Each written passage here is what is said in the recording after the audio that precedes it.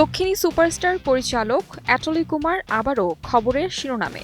জওয়ানের দারুণ সাফল্যের পর থেকেই বলিউড ও দক্ষিণী সিনেমা প্রেমীদের মধ্যে চর্চায় রয়েছেন তিনি। কদিন আগে শোনা গিয়েছিল বলিউডের সুপারস্টার সালমান খানকে নিয়ে সিনেমা বানাবেন দক্ষিণের এই নির্মাতা। তবে এখন সূত্র বলছে নায়ক বদলে গেছে। অ্যাটলি তার আগামী ৬০০ কোটি রুপি বাজেটের ওই সিনেমায় পুষ্পা খ্যাত তারকা আল্লু অর্জুনকে নিয়েছেন।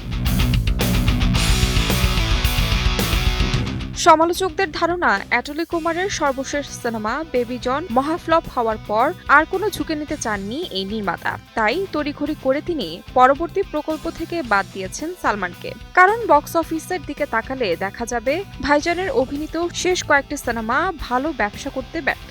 বলা যায় সালমানের ক্যারিয়ার এখন পড়তির দিকে। আর তাই অ্যাটলি তার ছবিতে এমন নায়ককে আনতে চান যার হাত ধরে তার ব্যবসা আসবে। আর এই মুহূর্তে আল্লু অর্জুনই যে অ্যাটলির সবচেয়ে বড় ভরসা তা বলার অপেক্ষা রাখে না। অ্যাটলির এই ছবির বাজেট বাংলাদেশি মুদ্রায় ৬০০ কোটি টাকা।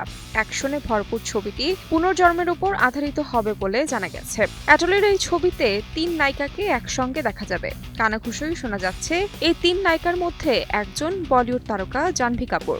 এ বছরের মাঝামাঝিতে সিনেমার শুটিং শুরু হবে। আগামী বছর মুক্তি পাবে সিনেমাটি। তবে অ্যাটলির এই সিনেমা নিয়ে এখনো কোনো আনুষ্ঠানিক ঘোষণা আসেনি। তাহমিনা তন্নি, সময় সংবাদ।